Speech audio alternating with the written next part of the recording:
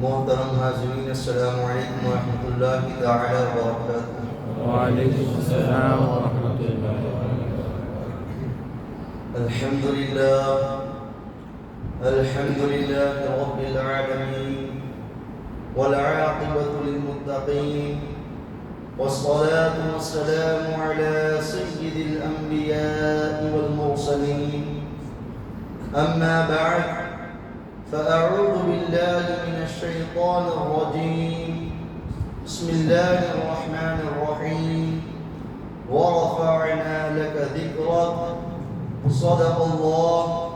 صدق الله مولانا العظيم، وقد صدقت يا سيدي يا سيدي يا مكي يا مدني يا عربي يا قرشي يا هاشمي، ويا سيدنا يا سيدنا يا سيدنا يا حبيبنا يا طبيبنا يا حبيب المصطفى المجتبى صلی اللہ تعالی علیہ وسلم۔ آئیے سب سے پہلے عقیدت و محبت کے ساتھ اپنے آقا و مولا حضور سرور کائنات فخر موجودات نبی اکرم نور مجسم شفیع معظم دستگیر جہاں غمگسار زمان جناب احمد مجتبی محمد مصطفیٰ صلی اللہ تعالی علیہ وسلم کی مقدس بارگاہ بے کس پناہ میں ایک مرتبہ درود پاک کا ہدیہ نچھاور کریں اور پڑھیں اللہم صلی علی سیدنا وشفیعنا وحبیبنا ونبینا مولانا محمد وسلم، صلاة و سلام علیک یا رسول اللہ صلی اللہ تعالی علیہ وسلم۔ نہ ہو یہ پھول تو بلبل کا ترنم بھی نہ ہو، نہ ہو یہ پھول تو بلبل کا ترنم بھی نہ ہو، چمن دہر میں کلیوں کا تبسم بھی نہ ہو، یہ نہ ہو ساقی تو پھر میں بھی نہ ہو، خم بھی نہ ہو، بزم توحید بھی دنیا میں نہ ہو، تم بھی نہ ہو۔ کیوں؟ اس لیے کہ خیمہ افلاق کا استادہ اسی نام سے ہے، خیمہ افلاق کا استادہ اسی نام سے ہے، نبض ہستی تپش آمادہ اسی نام سے ہے، نبض ہستی تپش آمادہ اسی نام سے ہے۔ عزیزان محترم، آج بہت ہی بہترین اور ایمان افروز میں نے موضوع اختیار کیا ہے وَرَفَعْنَا لَكَ ذِكْرَكَ۔ اے محبوب، ہم نے آپ کے لیے آپ کے ذکر کو جو ہے وہ بلند کر دیا۔ انشاءاللہ تبارک و تعالی اسی سے متعلق کچھ بیان کروں گا۔ اللہ تبارک و تعالی مجھے حق کہنے، آپ تمام حضرات کو حق سننے کی توفیق رفیق عطا فرمائے۔ اللہ تبارک و تعالی نے ہمیں بے شمار انعامات سے نوازا ہے، بے شمار رحمتوں سے نعمتوں سے نوازا ہے۔ اللہ تبارک و تعالی نے ہم پر اپنا فضل فرمایا، اپنا کرم فرمایا ہے، لیکن یاد رکھیں کہ اللہ تبارک و تعالیٰ کا سب سے بڑا جو انعام ہے ہم پر، اللہ تبارک و تعالیٰ کی جو سب سے بڑی رحمت ہے، نعمت ہے، وہ یقیناً گنبد خضرا کے نیچے سنہری زالیوں کے پیچھے اعلان کرنے والے ہمارے آقا و مولا حضور احمد مجتبی محمد مصطفیٰ صلی اللہ تعالی علیہ وسلم کی ہستی ہے۔ اب دیکھیں، اللہ تبارک و تعالیٰ کلام مقدس میں ارشاد فرماتا ہے، اے محبوب، ہم نے آپ کے لیے آپ کے ذکر کو بلند کر دیا۔ کتنا وسیع مفہوم ہے، اس پر ذرا غور کیجئے۔ اللہ تبارک و تعالیٰ نے کلام مقدس میں بارہا حضور نبی کریم صلی اللہ علیہ وسلم کی تعریف و توصیف کی ہے، بارہا حضور علیہ السلام کی حمد و ثنا کی ہے، لیکن ذرا دیکھیں کہ اللہ تبارک و تعالیٰ نے یہاں جو ذکر کیا گیا کہ اے محبوب، ہم نے آپ کے لیے آپ کے ذکر کو بلند کر دیا۔ اللہ تبارک و تعالیٰ اپنے محبوب کی تعریف کرتے ہوئے یہ فرما رہا ہے، وَمَا أَرْسَلْنَاكَ إِلَّا رَحْمَةً لِلْعَالَمِينَ۔ اے محبوب، ہم نے آپ کو سارے عالموں کے لیے رحمت بنا کر کے مبعوث فرمایا ہے۔ اب ذرا دیکھیں اللہ تبارک و تعالیٰ کلام مقدس میں، ذرا دیکھیں اللہ تبارک و تعالیٰ فرماتا ہے، یا ایھا المدثر، اے چادر اوڑھنے والے، تعریف حبیب کی، ذکر یہ حبیب کا، یا ایھا المزمل، اے چادر اوڑھنے والے، ذکر حبیب کا، والضحیٰ واللیل اذا سجا، ذکر یہ حبیب کا. اسی طریقے سے الم نشرح لک صدرک، یہاں پر بھی ذکر حبیب کا. کلام اللہ میں اللہ تبارک و تعالیٰ نے بارہا اپنے محبوب صلی اللہ علیہ وسلم کا ذکر یہ جو ہے وہ فرمایا ہے. لیکن یہاں پر دیکھیں ہم اللہ تبارک و تعالیٰ کی بارگاہ میں یہ سوال کرتے ہیں کہ اے رب تبارک و تعالیٰ، تیری ذات یہ بلند و بالا ہے، جس کا ذکر یہ کیا جا رہا ہے وہ بھی بلند و بالا ہے. رب تبارک و تعالیٰ جواب ارشاد فرماتا ہے جس کی میں تعریف کرتا ہوں وہ تو بلند و بالا ہے ہی، لیکن اس کا ذکر بھی ہم نے اتنا بلند کر دیا ہے کہ اس کے حدود اور قیود کا تم اندازہ بھی نہیں لگا سکتے ہیں. اس کے ذکر کو بھی ہم نے اتنا بلند کر دیا ہے. اسی طریقے سے دیکھ کے اللہ تعالیٰ فرماتا ہے والقمر، ذکر حبیب کا. تو پھر اللہ تبارک و تعالیٰ نے یہ جو آیتیں جو مقدسہ نازل فرمائی اپنے محبوب کی حمد و ثنا میں، اس میں خصوصیت کیا ہے ذرا دیکھیں. اے محبوب، ہم نے آپ کے لیے آپ کے ذکر کو بلند کر دیا. بار بار میں یہ آیت تلاوت کروں گا تاکہ اس آیت کریم کا جو مفہوم ہے وہ ہمارے ذہنوں میں محفوظ ہو جائے.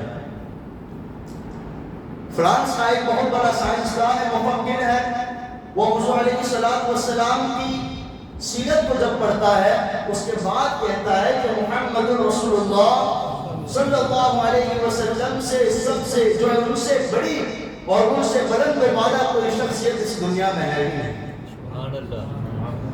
ان کی سیرت کو پڑھنے کے بعد کہتے ہیں کہ ان کی افکار اعلیٰ، ان کا جو کردار ہے وہ بھی اعلیٰ، ان کا گفتار یہ بھی اعلیٰ. پھر میرے امام بھی کہتے ہیں کہ سب سے اعلیٰ و اعلیٰ ہمارا نبی، سب سے بالا و بالا ہمارا نبی. اعلیٰ حضرت یہی تو کہتے ہیں کہ سب سے اعلیٰ و اعلیٰ ہمارا نبی، سب سے بالا و بالا ہمارا نبی. کون دیتا ہے دینے کو منہ چاہیے، دینے والا ہے سچا ہمارا نبی. غمزدوں کو رضا مژدہ دیجے کہ ہے بے کسوں کا سہارا ہمارا نبی. اور پھر اقبال بھی تو کہاں پیچھے رہنے والے تھے. اقبال بھی کہتے ہیں کہ عشق محمد سے ہر پست کو بالا کر دے، اسم محمد سے دہر میں اجالا کر دے. اللہ تبارک و تعالیٰ نے جب فرما دیا کہ محبوب تمہارے ذکر کو بلند کر دیا، آج بھی مساجد سے ائمہ کس کا ذکر بلند کرتے ہیں؟ حضور کا ذکر بلند کرتے ہیں. جب مؤذن اذان دیتا ہے تو ذرا دیکھیں کس کا ذکر بلند ہوتا ہے؟ حضور کا ذکر بلند ہوتا ہے. دین کی تبلیغ و اشاعت میں جب علماء جو ہے وہ محنت شاقہ کرتے ہیں کس کا ذکر بلند ہوتا ہے؟ حضور کا ذکر بلند ہوتا ہے. تو وہ تمام حضور کا ذکر بلند کر کے اسی آیت کریمہ پر عمل کرتے ہیں، اسی آیت کریمہ پر عمل کرتے ہیں. کہتے ہیں سارا قرآن تیرا رنگ بیان نظر آتا ہے، سارا قرآن تیرا رنگ بیان نظر آتا ہے. میں قالی ہوں اس کا، یعنی قرآن کا، میں قالی ہوں اس کا جو تیری زبان نظر آتا ہے. جو میں نظر اٹھاؤں سوئے افلاک، یعنی میں آسمان پر نظر اٹھاؤں، میں نظر اٹھاؤں سوئے افلاک، چاند یہ تیری ایڑیوں کا نشان نظر آتا ہے. چاند یہ تیری ایڑیوں کا نشان نظر آتا ہے. تو اللہ تعالیٰ نے اپنے محبوب کے ذکر کو کیسے بلند کیا ہے؟ جب یہ آیت کریمہ نازل ہوئی وَرَفَعْنَا لَكَ ذِكْرَكَ، حضور علیہ السلام نے حضرت جبرائیل علیہ السلام سے دریافت کیا کہ جبرائیل، اللہ نے میرے ذکر کو بلند کیا، اس کا مطلب بھی تو بتاؤ، اس کا معنی کیا ہے؟ تو حضرت جبرائیل علیہ السلام نے اللہ تبارک و تعالیٰ سے دریافت کیا، اور اللہ تبارک و تعالیٰ سے دریافت کرنے کے بعد اللہ کی جانب سے حضور کی بارگاہ میں عرض کرتے ہیں یا رسول اللہ وَرَفَعْنَا لَكَ ذِكْرَكَ، ہم نے تمہارے لیے جو ہے تمہارے ذکر کو بلند کر دیا. اللہ تعالیٰ فرماتا ہے کہ اس کا مطلب یہ ہے کہ یا رسول اللہ وَقَدْ جَعَلْتُكَ ذِكْرًا مِّن ذِكْرِي، یعنی یعنی اے محبوب ہم نے آپ کے ذکر کو ہمارے ذکر کے ساتھ ملا دیا ہے، آپ کے ذکر کو ہم نے ہمارا ذکر بنا لیا ہے۔ مطلب کیا ہوا؟ نتیجہ کیا نکلا؟ نتیجہ یہ نکلا کہ فقد ذکرنی، یعنی محبوب جو بھی آپ کا ذکر کرے گا اس کا مطلب یہ ہے کہ وہ میرا ذکر کرے گا، جو بھی آپ کا ذکر کرے گا وہ میرا ذکر کرے گا۔ ذرا دیکھیں تو صحیح اللہ تعالیٰ نے اپنے محبوب کے ذکر کو کتنا بلند کیا ہے۔ اطاعت کے معاملے میں بھی دیکھیں اللہ تعالیٰ کیا فرماتا ہے؟ مَن یُطِیعِ الرَّسُولَ فَقَدْ أَطَاعَ اللَّهَ، اے محبوب جس نے آپ کی اطاعت کی اس نے میری اطاعت کی۔ یعنی اطاعت کے معاملے میں بھی اللہ تبارک و تعالیٰ نے اپنے محبوب کو اپنے ساتھ ملا دیا۔ مطلب یہ ہوا کہ محبوب آپ کی جو رضا ہوگی وہ میری رضا ہوگی، آپ کی جو خوشنودی ہوگی وہ میری خوشنودی ہوگی، جو آپ کی فرما برداری کرے گا وہ میری فرما برداری کرے گا، جو آپ کی نافرمانی کرے گا وہ میری نافرمانی کرے گا۔ یہی مطلب ہے مَن یُطِیعِ الرَّسُولَ فَقَدْ أَطَاعَ اللَّهَ۔ یاد رکھیں کہ اللہ و رسول میں تفریق نہیں کی جا سکتی ہے۔ کلام مقدس میں انہی لوگوں کے بارے میں تو فرمایا۔ اولاً دیکھیں کہ ذکر کے سب سے زیادہ حقدار کون ہے؟ اللہ تعالیٰ فرماتا ہے وَاللَّهُ وَرَسُولُهُ أَحَقُّ أَن يُرْضُوهُ إِن كَانُوا مُؤْمِنِينَ۔ اللہ و رسول یہ سب سے زیادہ اس بات کے حقدار ہیں کہ ان کا ذکر کیا جائے، ان کا ذکر کیا جائے۔ اب یہاں پر دیکھیں اللہ تبارک و تعالیٰ نے یہ فرما دیا۔ اب کچھ لوگ حضور علیہ السلام اور رب تبارک و تعالیٰ کے درمیان تفریق کرتے ہیں۔ انہی لوگوں کے بارے میں تو کلام اللہ میں فرمایا گیا یریدون ان یفرقوا بین اللہ ورسولہ، وہ لوگ جو ارادہ کرتے ہیں اللہ و رسول کے درمیان تفریق کرنے کا۔ یاد رکھیں کہ وہ لوگ اپنی زندگی میں اپنے ایمان میں اس وقت تک کامیاب نہیں ہو سکتے جب تک محبوب کی رضا کو جو ہے اپنی رضا نہ بنا لے، محبوب کی اطاعت کو جو ہے اپنے خوشنودی کا ذریعہ نہ بنا لے۔ اللہ تعالیٰ نے فرما دیا اے محبوب جب تک وہ آپ کی اطاعت نہ کرے اس وقت تک وہ اپنے دین میں کامیاب نہیں ہو سکتے ہیں۔ یہ اللہ تعالیٰ نے اپنے محبوب کے ذکر کو بلند کیا۔ اب ذرا اس مفہوم کو ذرا دیکھیں، اللہ تبارک و تعالیٰ نے کیا فرمایا کہ محبوب آپ کے ذکر کو میں نے میرے ذکر کے ساتھ ملا دیا، یعنی آپ کے ذکر کو میں نے میرا ذکر بنا لیا ہے۔ یہ اللہ تبارک و تعالیٰ نے فرما دیا۔ اب سوچیں کلام اللہ سے ہم پوچھتے ہیں کہ اللہ تبارک و تعالیٰ کا ذکر کتنا کیا جائے، کتنی مقدار میں کیا جائے، تو کلام اللہ جواب میں ارشاد فرماتا ہے یا ایھا الذین آمنوا اذکروا اللہ ذکرا کثیرا، اللہ تبارک و تعالیٰ کے ذکر کو کثرت سے کیا جائے، اللہ تعالیٰ کے ذکر کو کثرت سے کیا جائے۔ معلوم کیا ہوا؟ اللہ تعالیٰ نے اپنے ذکر کے ساتھ حضور کے ذکر کو ملا دیا۔ معلوم یہ ہوا کہ جو حضور کا ذکر کرے گا وہ بھی کثرت کے ساتھ کرے گا، جب تک وہ درود پاک پڑھتا رہے گا وہ ذکر الہی کرتا رہے گا، جب تک وہ درود پاک پڑھتا رہے گا ذکر الہی کرتا رہے گا۔ یہی تو مفہوم ہے جس صحابہ کرام علیہ رضوان نے عرض کیا رسول اللہ صلی اللہ علیہ وسلم۔ دیکھیں آج وہ لوگ جو اللہ و رسول کے درمیان تفریق کرتے ہیں، میں آپ لوگوں کو ضمن ایک بات یہاں پر عرض کر دیتا ہوں، کبھی بھی یہ نہ دیکھیں کہ بندہ ہمیں خدا کی طرف بلا رہا، ہمیشہ اس بات پر بھی آپ نظر رکھیں کہ بلانے والا کون ہے، بلانے والا کون ہے۔ اس لیے کہ شیطان جو تھا وہ خدا کی توحید کا منکر کہاں تھا، وہ تو خدا کی توحید کا اقرار کرتا تھا۔ شیطان جو تھا وہ منکر کس کا تھا؟ نسبتوں کا منکر تھا، نسبتوں کا منکر تھا۔ اس لیے جہاں آپ کو یہ نظر آئے کہ حضور کی تعظیم کا یہ بندہ منکر ہے، اگر لاکھ آپ کو خدا کی طرف بلائے کبھی بھی اس کی بات پر توجہ نہیں دینی چاہیے۔ جہاں خدا و رسول کے درمیان تفریق کر دی جائے، خدا کو ماننا اس لیے ہے کہ خدا یہ معبود ہے، رسول کو اس لیے ماننا ہے کہ رسول یہ اللہ کے محبوب ہے اور یہ پیغمبر ہے۔ اب دیکھیں صحابہ کرام علیہ رضوان نے حضور کی بارگاہ میں عرض کیا رسول اللہ صلی اللہ علیہ وسلم ہم جو ہے وہ اوراد و وظائف پڑھتے ہیں، ہم تسبیح و تحمیل کرتے ہیں، ہم تحمید پڑھتے ہیں، لا الہ الا اللہ کا ورد کرتے ہیں، لا حول ولا قوت کا ہم ورد کرتے ہیں، لیکن یا رسول اللہ ہمیں یہ بتائیے کہ ہم درود پاک کتنا پڑھیں؟ ہم درود پاک کتنا پڑھیں؟ ہم جو درود پاک پڑھتے ہیں یا رسول اللہ ایک تہائی پڑھتے ہیں، یعنی سمجھ لیجئے کہ مثال کے طور پہ کہ 2 گھنٹہ ہم یہ اوراد و وظائف میں نکالتے ہیں اور 1 گھنٹہ ہم درود پاک پڑھتے ہیں، تو 1/3 حصہ ہم درود پاک پڑھتے ہیں۔ تو حضور علیہ الصلوۃ والسلام نے فرمایا کہ جتنا تم زیادہ پڑھو اتنا کم، جتنا زیادہ پڑھو اتنا کم ہے۔ اس کے بعد کہا یا رسول اللہ 2/3 پڑھ لیتے ہیں، ٹھیک ہے 2 گھنٹے پڑھ لیتے ہیں، پھر 3 گھنٹے ہم اوراد و وظائف کے لیے مقرر کرتے ہیں۔ تو حضور علیہ الصلوۃ والسلام نے فرمایا کہ جتنا تم زیادہ پڑھو اتنا تمہارے لیے نفع بخش ہے، جتنا تم زیادہ پڑھو اتنا تمہارے لیے نفع بخش ہے۔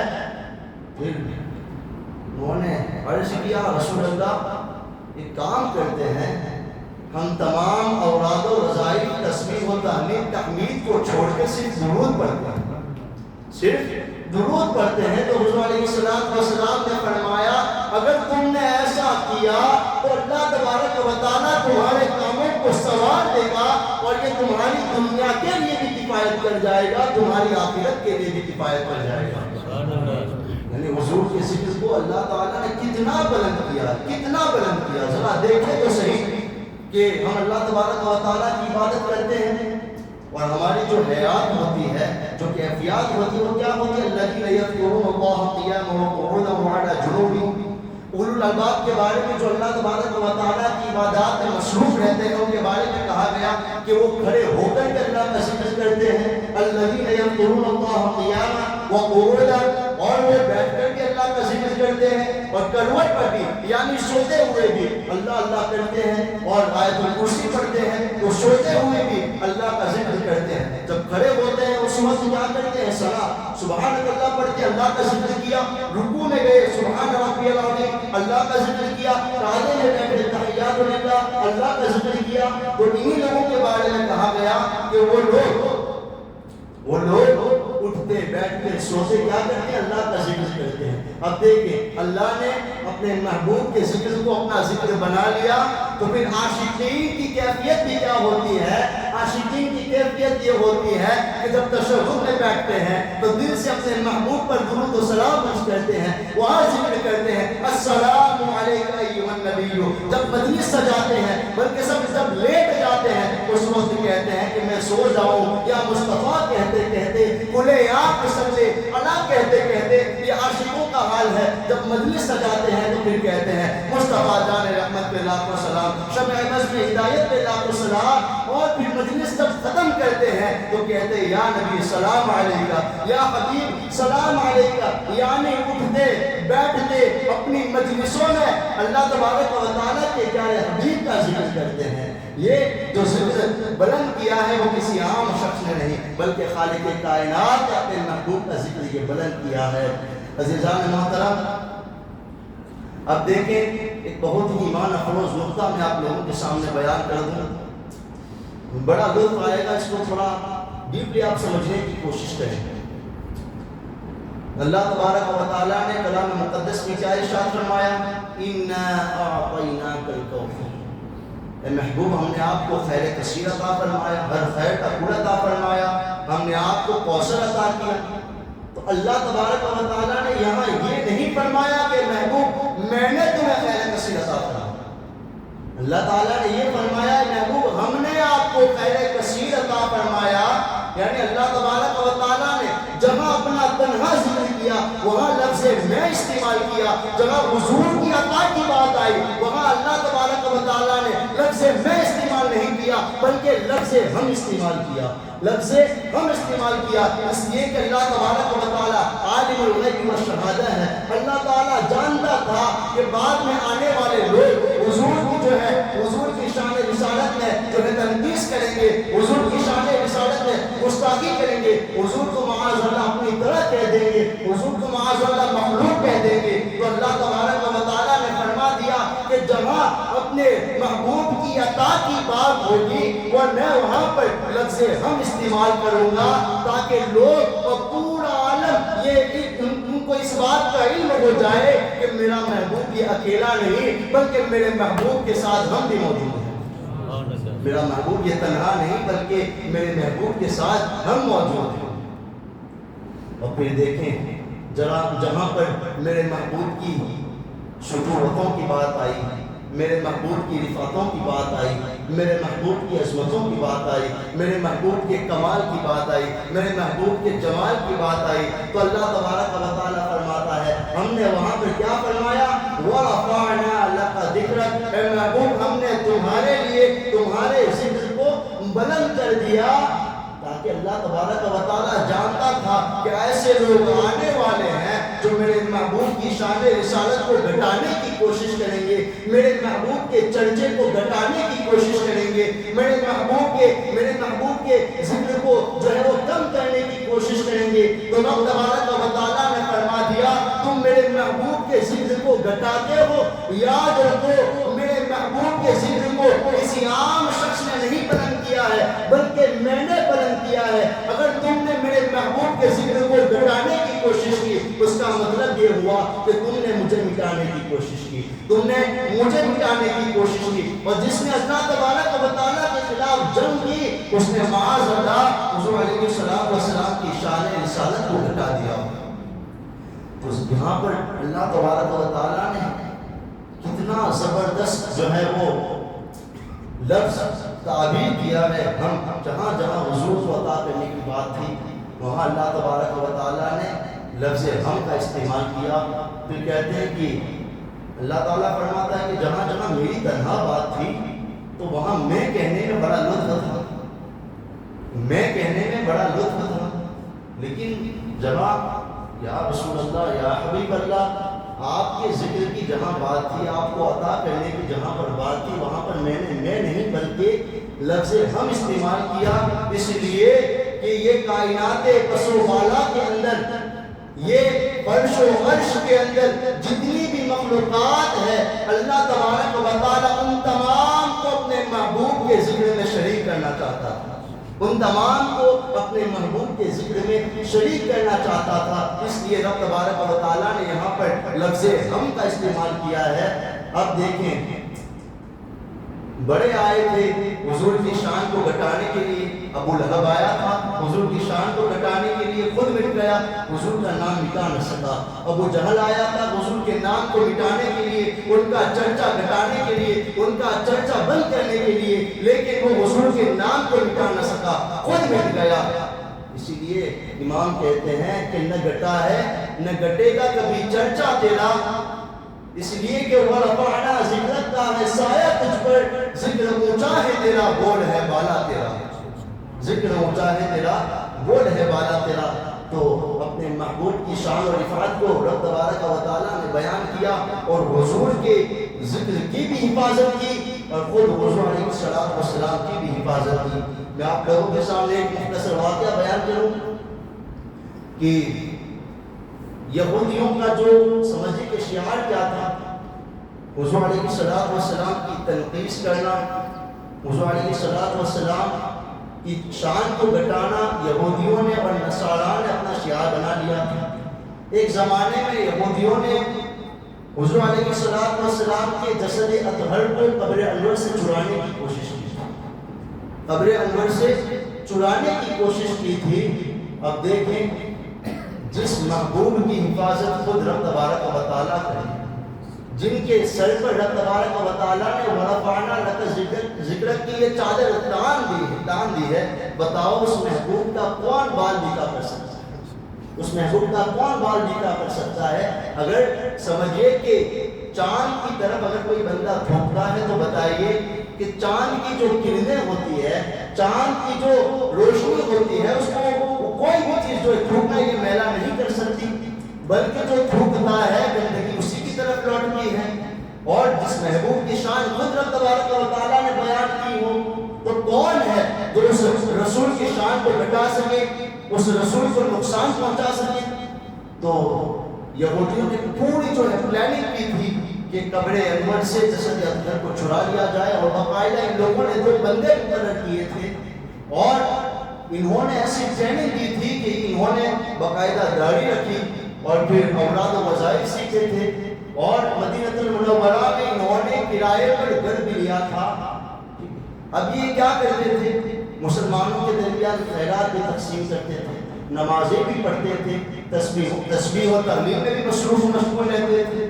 ان کا کام یہ تھا تاکہ لوگ جو ہے ان پر شک نہ کریں، ان کا معاملہ مشکوک نہ ہو جائے۔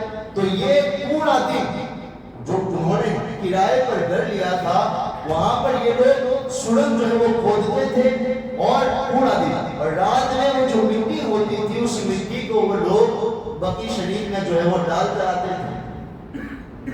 اب دیکھیں ان لوگوں نے سرنگ یہاں تک کھودی، کہتے ہیں کہ حضرت عمر فاروق اعظم رضی اللہ تعالیٰ عنہ کا جو انگوٹھا تھا وہاں تک یہ لوگ پہنچ گئے تھے۔ حضرت عمر کے انگوٹھے تک یہ لوگ پہنچ گئے تھے۔ ذرا دیکھیں وہ لوگ جو کہتے ہیں کہ اللہ والے مرتے مٹی میں چلے جاتے ہیں، یہ حضور علیہ الصلوۃ والسلام اور جو شیخین ہیں ان کی وصال کے کتنے سالوں کے بعد کا یہ واقعہ ہے۔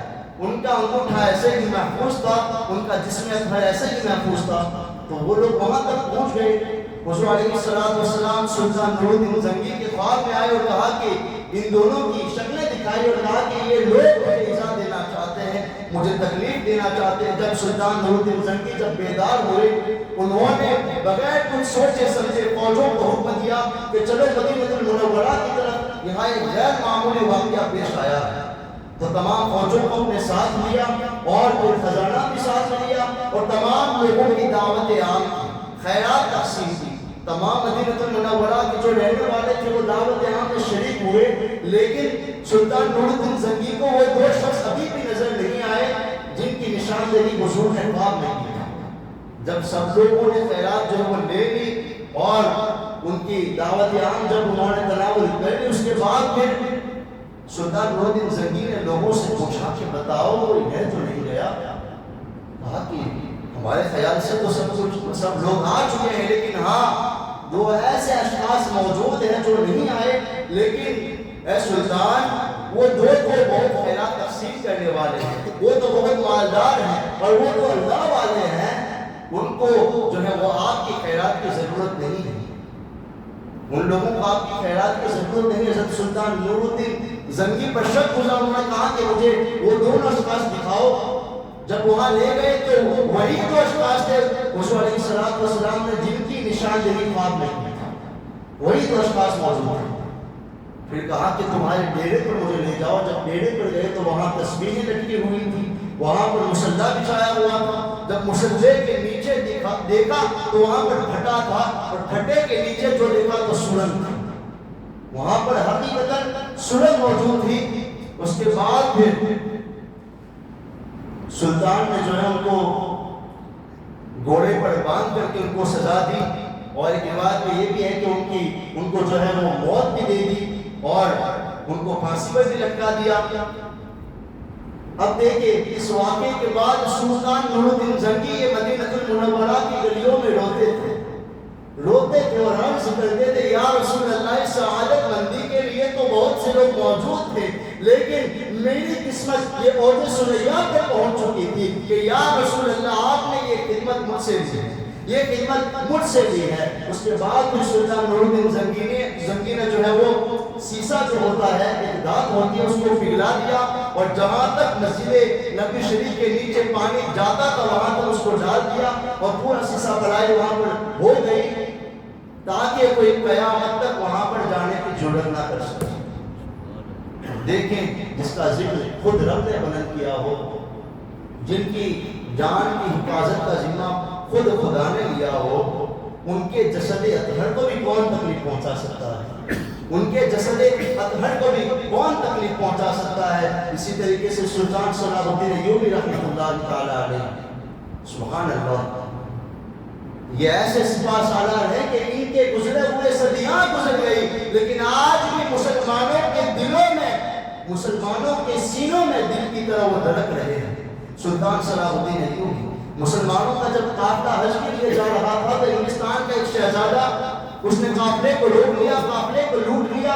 جب قافلے والوں نے کہا کہ ہمیں اپنا سامان جو ہے واپس کر دیجیے، ہمیں جانا ہے حج کے لیے، تو کہا کہ بلاؤ اپنے محمد عربی صلی اللہ علیہ وسلم. کہا کہ بلاؤ اپنے محمد عربی صلی اللہ علیہ وسلم کو. سلطان صلاح الدین ایوبی تک جب یہ بات پہنچی، آج ایک سوچنے والی بات یہ ہے کہ جب حضور کی گستاخی کی جاتی ہے تو ہمیں نیند کیسے آتی ہے؟ کہیں نہ کہیں ہماری ایمان میں وہ کمزوری ہے، ہمارا ایمان کہیں نہ کہیں اس کمال تک نہیں پہنچا ہے. جب سلطان صلاح الدین ایوبی نے جب یہ بات سنی تو اس وقت انہوں نے ڈانٹ پیسے اور جلال میں آ گئے اور کھڑے کھڑے یہ قسم کھائی کہ میں اس وقت تک چین کی نیند نہیں لوں گا اس کافر کو، اس دشمن خدا کو، جب تک میں کافر کردار نہ پہنچا. پھر سلطان صلاح الدین ایوبی 2 سال تک انہوں نے بستر پر جو ہے وہ کبھی نیند نہیں لی. 2 سال تک جب ان کو نیند آتی تو خیمے کے چوک میں جا کر اپنی آنکھوں کی آنکھ بجھا لیتے تھے. انہیں نیند نہیں آئی، بلکہ یہ مشن کو ترتیب دے رہے تھے کہ کس طریقے سے دشمنان خدا کو سزا دی جائے. جب ایک وقت وہ بھی آیا کہ اللہ تبارک و تعالیٰ نے آپ کی یہ تمنا، آپ کی یہ آرزو پوری کر دی اور انگلستان کے تمام شہزادے آپ کے سامنے قطار میں موجود تھے. آپ کے سامنے قطار میں موجود تھے. ایک جو ہے انگلستان کے شہزادے کو بلایا، کہا اس کو جو ہے وہ کھانا دیا، اس کو کرسی دی اور کہا کہ جس کو ہم کرسی دیتے ہیں اسے ہم امان دیتے ہیں. اس کے بعد ایک دوسرے کو بلایا، اس کو آپ نے کھول کر اس نے پانی دیا اور کہا کہ جسے ہم پانی دیتے ہیں اسے ہم امان دیتے ہیں. اور اس کے بعد اس انگلستان کے شہزادے کو بلایا جس نے حضور کی شان میں جو ہے گستاخی کی تھی اور کہا تھا کہ بلاؤ اپنے محمد عربی کو. جب وہ آیا تو حضرت سلطان صلاح الدین ایوبی نے بغیر سوچے سمجھے اس کی چھاتی پر چڑھ کر اس کے 2 ٹکڑے کر دیے، اس کے 2 ٹکڑے کر دیے اور کہا کہ کتے، تو نے یہ کہا تھا کہ بلاؤ اپنے محمد عربی کو. محمد عربی نے اپنے غلام کو بھیج دیا، اپنے غلام کو بھیج دیا. تو اللہ تبارک و تعالیٰ نے حضور کا ذکر اتنا بلند کیا ہے کہ قیامت تک حضور کا نام مٹانے والے مٹ جائیں گے لیکن حضور کا نام نہیں مٹا سکتے ہیں. اور یقیناً وَرَفَعْنَا لَكَ ذِكْرَكَ کا مفہوم اتنا وسیع ہے کہ ہماری زندگی پوری ختم ہو جائے لیکن یہ مفہوم پورا نہیں ہو سکتا ہے. اللہ تبارک و تعالیٰ کی بارگاہ میں دعا ہے کہ اللہ تبارک و تعالیٰ جو ہے دوران بیان اگر کسی قسم کی خطا لفظش واقع ہوئی، اللہ تبارک و تعالیٰ اپنے حبیب کے صدقے میں معاف فرمائے اور اللہ تبارک و تعالیٰ ہمیں شان رسالت کو سمجھنے کی توفیق عطا فرمائے. اللہ تبارک و تعالیٰ تاجدار ختم نبوت کی محبت جو ہے اس کی شمع ہمارے دلوں میں روشن فرما دے اور ہم تمام کو عقیدہ سنت پر قائم دائم فرمائے. وما علیہ الا البلاغ. السلام علیکم.